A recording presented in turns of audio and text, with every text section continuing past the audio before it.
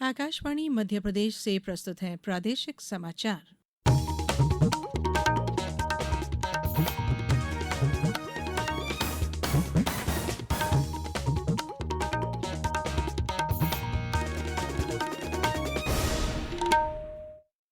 नमस्कार, समाचारों के साथ मैं धारणा सचदेव। सबसे पहले इस बुलेटिन के मुख्य समाचार। महाराष्ट्र में भाजपा के नेतृत्व वाला महायुति गठबंधन और झारखंड में झारखंड मुक्ति मोर्चा और कांग्रेस गठबंधन सरकार बनाने की ओर अग्रसर। प्रदेश की बुधनी में भाजपा और विजयपुर में कांग्रेस प्रत्याशी की हुई जीत। प्रधानमंत्री नरेंद्र मोदी कल सुबह 11 बजे मन की बात कार्यक्रम में करेंगे लोगों के साथ विचार साझा। और प्रदेश में कड़ाके की सर्दी का दौर शुरू, कई शहरों में पारा 10 डिग्री के नीचे पहुंचा। अब समाचार विस्तार से। महाराष्ट्र और झारखंड विधानसभा चुनाव के लिए मतों की गिनती जारी है। ताजा रुझानों में महाराष्ट्र विधानसभा चुनाव में भाजपा के नेतृत्व वाला महायुति गठबंधन सरकार बनाने की ओर अग्रसर है। ये गठबंधन 288 में से 233 सीटों पर आगे है, जबकि महाविकास अघाड़ी को केवल 49 सीटों पर बढ़त है। वहीं झारखंड में सत्तारूढ़ झारखंड मुक्ति मोर्चा और कांग्रेस गठबंधन सरकार बनाने जा रहा है। यह गठबंधन 81 में से 55 सीटों पर आगे है। वहीं भाजपा के नेतृत्व वाले एनडीए गठबंधन के उम्मीदवार 25 सीटों पर बढ़त लिए हुए हैं। इसके साथ ही 15 राज्यों में 48 विधानसभा उपचुनावों और 2 लोकसभा सीट के उपचुनावों के लिए भी मतगणना जारी है। प्रदेश की बुधनी और विजयपुर विधानसभा उपचुनाव के लिए मतगणना में बुधनी से भाजपा प्रत्याशी रमाकांत भार्गव ने अपने निकटतम प्रतिद्वंदी राजकुमार पटेल से 13,900 से अधिक वोटों से जीत दर्ज की है।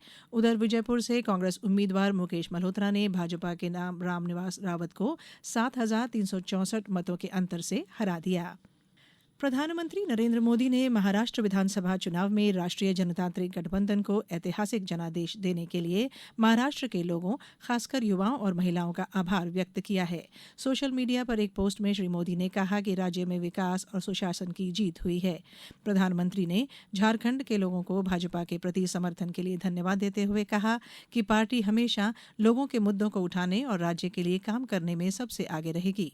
प्रधानमंत्री ने विभिन्न उपचुनावों में राष्ट्रीय जनतांत्रिक गठबंधन उम्मीदवारों को आशीर्वाद देने के लिए विभिन्न राज्यों के लोगों को भी धन्यवाद दिया और कहा कि वे उनके सपनों और आकांक्षाओं को पूरा करने में कोई कसर नहीं छोड़ेंगे। मुख्यमंत्री डॉक्टर मोहन यादव ने आज भोपाल स्थित बरखेड़ी डोब में करीब 15 करोड़ रुपए की लागत की गौशाला का भूमि पूजन किया। इस गौशाला में 10,000 गायों को रखा जा सकेगा। मुख्यमंत्री ने कहा कि बिना धर्म, भाषा, जाति और क्षेत्र के भेदभाव के हमें गौपालन को प्रोत्साहित करना है। उन्होंने कहा कि बरखेड़ी डोब क्षेत्र को औद्योगिक क्षेत्र के रूप में विकसित कर रोजगार के अवसर उपलब्ध कराए जाएंगे। डॉक्टर यादव ने कहा कि अटल बिहारी वाजपेयी हिंदी विश्वविद्यालय के माध्यम से गौ माता से संबंधित डिग्री, डिप्लोमा कोर्स आरंभ किया जाएगा। मुझे इस बात की खुशी है, पूरे प्रदेश में सभी नगर निगम के माध्यम से हम गौशालाएं बनवा रहे हैं। मुझे इस बात का आनंद है। और केवल यहां नहीं, हमारा पशुपालन विभाग भी बड़ी बड़ी गौशाला है और उससे आगे बढ़कर के जो समाज भी गौशाला चलाना चाहता है तो 300 गौशालाओं का पंजीयन इस साल हुआ है। जोरदार अभिनंदन करो हमारे अपने सरकार के इस भाव के कारण से। सरकार ने संसद के शीतकालीन सत्र के पहले कल सर्वदलीय बैठक बुलाई है। बैठक की अध्यक्षता रक्षा मंत्री राजनाथ सिंह करेंगे। बैठक में सरकार सत्र के दौरान लोकसभा और राज्यसभा के सुचारू संचालन को सुनिश्चित करने के लिए सभी राजनीतिक दलों से सहयोग मांगेगी। शीतकालीन सत्र सोमवार से शुरू होगा और 20 दिसंबर तक चलेगा। हालांकि संविधान दिवस के उपलक्ष्य में 26 नवंबर को संसद की बैठक नहीं होगी। ये समाचार आप आकाशवाणी मध्य प्रदेश से सुन रहे हैं।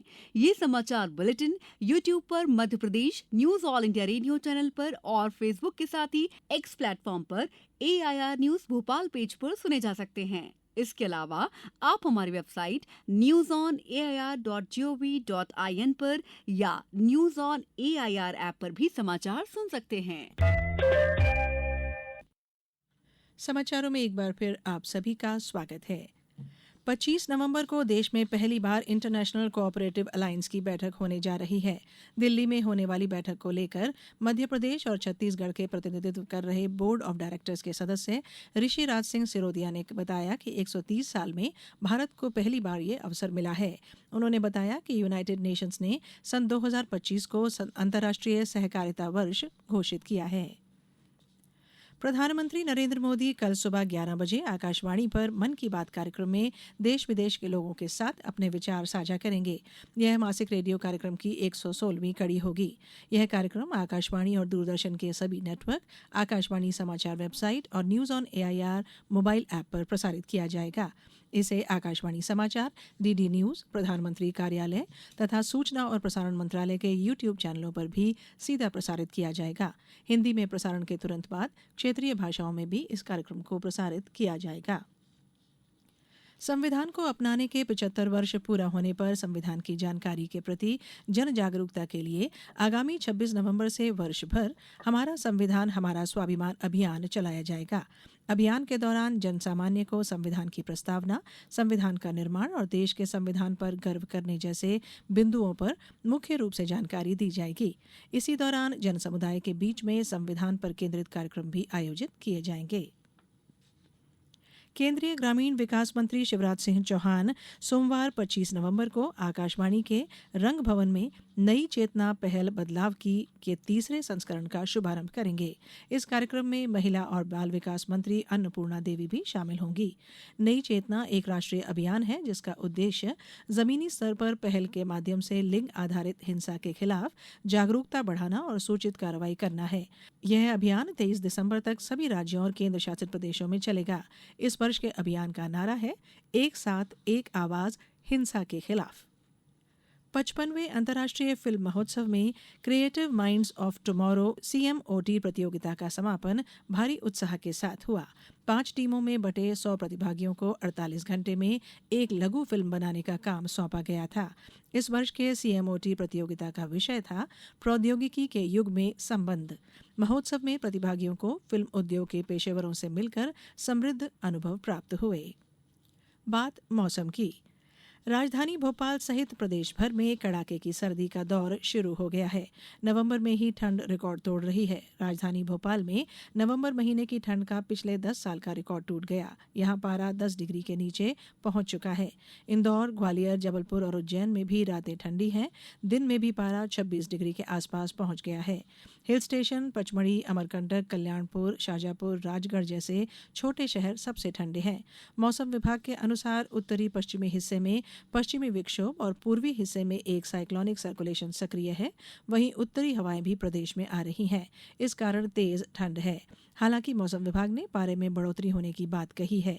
25 नवंबर से तेज ठंड का दौर फिर से आएगा। प्रदेश भर में जेंडर आधारित हिंसा की रोकथाम के लिए हम होंगे कामयाब जागरूकता अभियान 25 नवंबर से 10 दिसंबर तक चलाया जाएगा। महिला बाल विकास मंत्री निर्मला भूरिया 25 नवंबर को Kushabhau Thackeray international convention centre से सुबह 10 बजे इस अभियान की शुरुआत करेंगी। मुख्यमंत्री डॉ मोहन यादव की पहल पर इस अभियान के तहत महिला सुरक्षा संवाद विषय पर आधारित 2 दिवसीय कार्यशाला 25 और 26 नवंबर को आयोजित की गई है। अब कुछ समाचार संक्षेप में। बैतूल में सिंगल यूज प्लास्टिक के खिलाफ नगर पालिका की टीम ने बड़ी कार्रवाई करते हुए 16 दुकानदारों पर लगाया 10,500 रुपए का जुर्माना वसूल किया है। जिला न्यायालय परिसर धार में 70 वर्ष से अधिक आयु के वृद्धजनों के आयुष्मान कार्ड बनाने हेतु 26 नवंबर को कैंप का आयोजन किया जा रहा है। गुना कलेक्टर डॉ सत्येंद्र सिंह द्वारा आज कैंट स्थित गौशाला का निरीक्षण किया गया। अशोकनगर में आज स्थानीय तुलसी सरोवर तालाब पर बाढ़ आपदा जैसी घटनाओं से बचाव और परिस्थितियों से निपटने हेतु पुलिस, होमगार्ड और SDRF की टीम का मॉक ड्रिल और प्रशिक्षण का आयोजन किया गया। खंडवा में आज नगर पालिक निगम द्वारा मुख्यमंत्री कन्यादान योजना के अंतर्गत सामूहिक कन्या विवाह का आयोजन किया गया। और शिवपुरी जिले में 1 नेशन 1 स्टूडेंट के तहत राष्ट्रीय स्तर पर हर छात्र की अपार ID यानी automated permanent academic account registry बनाने का काम शुरू हो गया है। अंत में बुलेटिन के मुख्य समाचार एक बार फिर। महाराष्ट्र में भाजपा के नेतृत्व वाला महायुति गठबंधन और झारखंड में झारखंड मुक्ति मोर्चा और कांग्रेस गठबंधन सरकार बनाने की ओर अग्रसर। प्रदेश की बुधनी में भाजपा और विजयपुर में कांग्रेस प्रत्याशी की हुई जीत। प्रधानमंत्री नरेंद्र मोदी कल सुबह 11 बजे मन की बात कार्यक्रम में करेंगे लोगों के साथ विचार साझा।